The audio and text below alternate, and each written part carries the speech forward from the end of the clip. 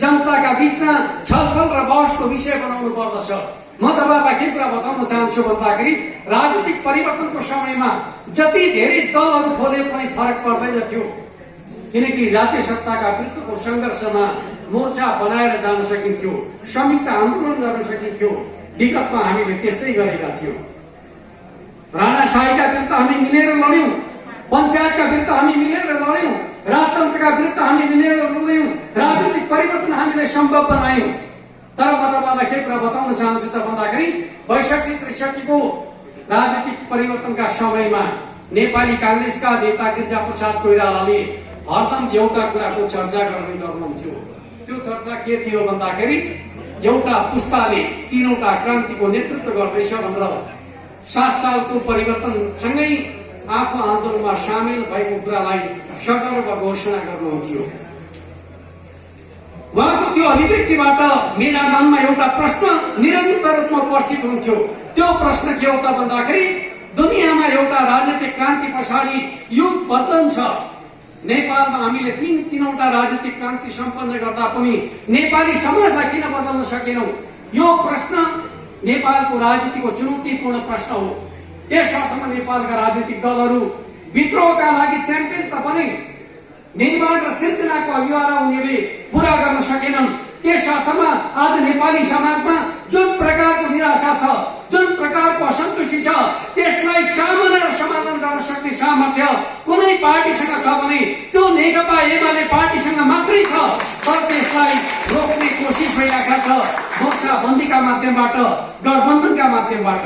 त्यस अर्थमा म तपाईलाई के कुरा भन्न चाहन्छु भन्दाखेरि अब नेपाली समाजमा धेरै दलहरू होइन, बलिया दलहरूको खाँचो पर्दछ।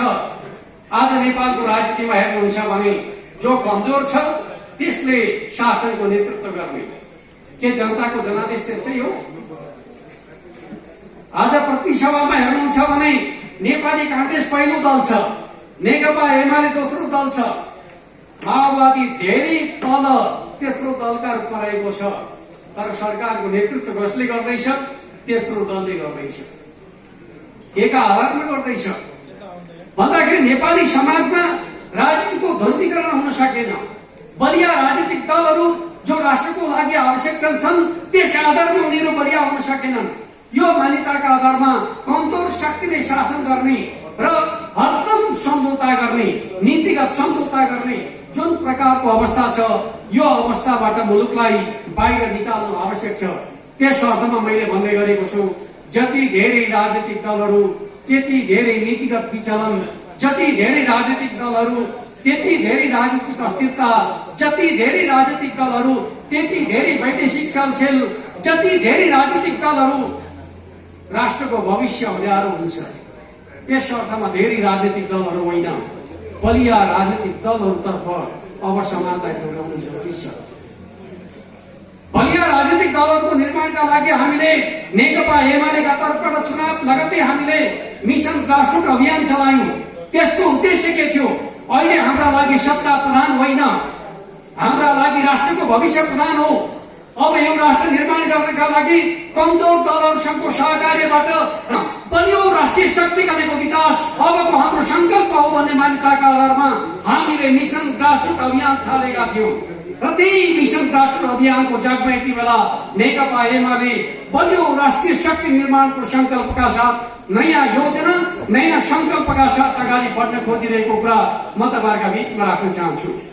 र त्यसको एउटा महत्त्वपूर्ण पक्ष युवाहरूलाई राष्ट्र निर्माणको अभियानमा जोड्ने कुरा, युवाहरूलाई राजनीतिको अभियानमा जोड्ने कुरा अब नेपाली राजनीतिको अभियान हो भन्ने मान्यताका आधारमा हामीले अब नेकपा एमालेको एउटा मिशनका रूपमा युवाहरूलाई समाजको राजनीतिको नेतृत्वका रूपमा स्थापित गर्नुपर्दछ भन्ने मान्यताका आधारमा युवाहरूका बीचको नेतृत्व विकासको प्रश्नलाई महत्त्वपूर्ण विषयका रूपमा अगाडि बढाउन खोजेका छौं। त्यही एजेन्डामा आधारित रहेर रामेछाप काठमाडौँ सम्पर्क मञ्चले युवाहरूका बीचमा नेतृत्व विकासका सन्दर्भमा, उद्यमशीलताका सन्दर्भमा, स्वरोजगार निर्माणका सन्दर्भमा जुन प्रकारको कार्यक्रम राखेको छ यसको अत्यन्त महत्त्व छ भन्ने कुरा म तपाईहरुका बीचमा राख्न चाहन्छु। और स्वाभाविक रूपमा समाजलाई बदल्ने कुराका सन्दर्भमा कुराकानी गर्दाखेरि राजनीतिक क्रान्तिका दुईटा महत्त्वपूर्ण उद्देश्यहरू हुने गर्दछन्। एउटा उत्पादन सम्बन्धमा बदलाव, अर्को राज्यको नेतृत्वमा बदलाव। 62-63 को परिवर्तन पछाडि हामीले हाम्रो समाज अर्ध सामन्ती अर्ध औपनिवेशिक समाजबाट अर्ध पुँजीवादी समाजका रूपमा एक प्रकारले पुँजीवादको प्रारम्भिक चरणमा प्रवेश गरेको निष्कर्ष निकालेका छौं।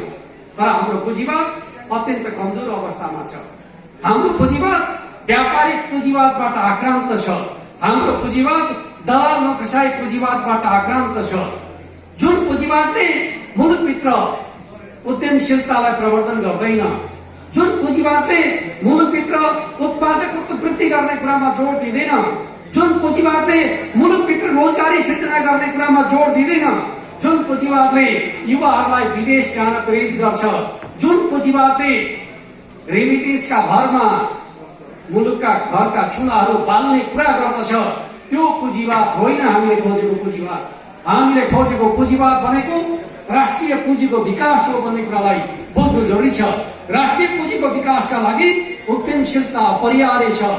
त्यो उद्यमशीलताका लागि स्वाभाविक रूपमा हामीले हाम्रो समाजलाई अगाडि बढाउने हो भने 5वटा क्षेत्रमा विशेष ढङ्गले त्यो 5वटा क्षेत्र भनेको के हो त भन्दाखेरि पहिलो शिक्षाको क्षेत्र, त्यसको फाउन्डेसन, त्यसको जग भनेको शिक्षा व्यवस्था हो। तर हाम्रो शिक्षा व्यवस्था परम्परागत प्रकारको छ। बदलिएको समाजलाई हाम्रो शिक्षा व्यवस्थाले नेतृत्व गर्न सकिरहेको छैन।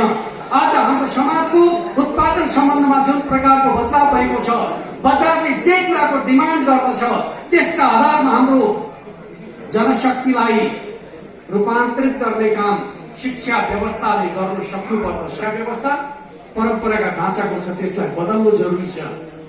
नेकपा एमालेको नेतृत्वमा हामीले परम्परागत शिक्षा व्यवस्थालाई व्यावसायिकतातर्फ बदल्ने प्रयासहरू गर्यौं। हाम्रा आधारभूत तहका विद्यालयहरूलाई व्यावसायिक धारमा बदल्ने योजना बनायौं र मुलुकमा प्राविधिक शिक्षामा जोड दिने नीति लियौं। प्राविधिक विश्वविद्यालय स्थापना गर्ने नीति लियौं। तर त्यो नीति प्रभावकारी ढंगले कार्यमा जाँदा नजाँदै नेकपा एमालेको सरकार बदल्ने खालको काम भयो, जसका कारणले शिक्षामा हामीले गर्न खोजिरहेको बदलाव रोकिएको अवस्था छ। हामी फेरि सरकारको नेतृत्व गर्न चाहन्छौं। त्यसका माध्यमबाट शिक्षा व्यवस्थालाई समाजको उत्पादनको ढाँचाको आधारमा परिवर्तन गर्न चाहन्छौं। त्यस आधारमा हामीले व्यावसायिक शिक्षातर्फ, शिल्पमूलक शिक्षातर्फ, मुलुकलाई प्राविधिक शिक्षातर्फ बदल्न चाहन्छौं भन्ने कुरा म तपाईहरुका बीचमा राख्न चाहन्छु। कुनै पनि समाजको विकासका लागि दोस्रो आधार भनेको स्वस्थ जनशक्तिको निर्माण गर्ने कुरा हो। स्वस्थ जनशक्तिको निर्माणका लागि स्वाभाविक रूपमा शारीरिक स्वास्थ्य र मानसिक स्वास्थ्य सबल भएका नागरिकको रूपमा समाजको निर्माण गर्न सक्नुपर्दछ। त्यसका लागि स्वास्थ्य पूर्वाधार र स्वास्थ्य शिक्षामा जोड दिने नीति अवलम्बन गर्नुपर्दछ। म तपाईलाई के कुरा बताउन चाहन्छु भने जति बेला नेकपा एमालेको नेतृत्वको सरकार थियो, हामीले एकै दिन 450 आधारभूत अस्पताल निर्माणको शिलान्यास गरेका थियौं र देशका सबै भागहरूमा विशेषज्ञ अस्पताल निर्माणको योजना बनाएका थियौं। तर दुर्भाग्यको कुरा, हामी सरकारबाट हटेपछि आधारभूत अस्पताल निर्माण गर्ने योजनामा बजेट कटौती गरियो। आज स्वास्थ्य क्षेत्रमा बजेट कटौती गरिएको छ। हामीले स्वास्थ्य क्षेत्रको बजेट इतिहासको सबभन्दा ठूलो बजेटका रूपमा निर्धारण गर्ने क्रममा सफलता हासिल गरेका थियौं। छोटो समयमा एउटा मात्रै प्रयोगशाला भएको अवस्थाबाट हामीले 100वटा कोभिड-19 को परीक्षण गर्न सक्ने प्रयोगशाला 1 वर्षको अवधिमा हामीले सिर्जना गरेर स्वास्थ्य क्षेत्रमा नेकपा एमाले नेतृत्व गर्न सक्दछ भन्ने कुराको सामर्थ्य देखाएका थियौं।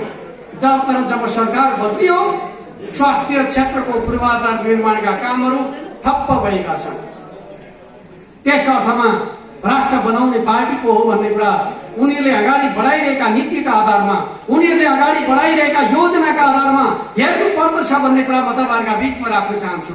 अर्कोतिर हाम्रो समाज किन पछाडि पर्यो भन्ने कुराका सन्दर्भको चर्चा गर्दाखेरि मानव समाजको विकासका सन्दर्भमा अध्ययन गर्ने अध्यापकहरूले, समाजशास्त्रीहरूले, मानव शास्त्रीहरूले के कुराको विश्लेषण गरेका छन् भन्दाखेरि डार्विनले एउटा विकासवादको सिद्धान्त प्रतिपादन गरिरहँदाखेरि सक्रियताले अस्तित्वको निर्धारण गर्छ भन्ने एउटा महत्त्वपूर्ण सिद्धान्त प्रतिपादन गरे। त्यसका आधारमा के मान्ने गरिन्छ भन्दाखेरि जति बेला मान्छेले उत्पादनमा औजारको प्रयोग गर्न थाल्यो त्यति बेलादेखि मानव मस्तिष्क तीव्र रूपमा विकसित हुन थाल्यो। अरू प्राणी जगतभन्दा मान्छे किन भिन्न भयो भन्दाखेरि उसले श्रमका लागि औजारको प्रयोग गर्यो, औजारको आविष्कार गर्यो।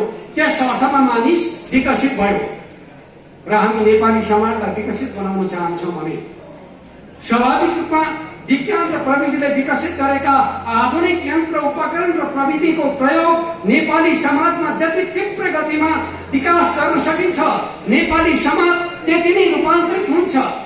हो, हामीले प्रधानमन्त्री कृषि आधुनिकीकरणका माध्यमबाट हाम्रा गाउँघरका कृषि पेशा व्यवसायलाई बदल्नका लागि योजना बनायौं, यान्त्रिकरणको योजना बनायौं। त्यस आधारमा हामीले नयाँ प्रविधिको प्रयोगको थालनी गर्यौं। तर जब हामी सरकारबाट हट्यौं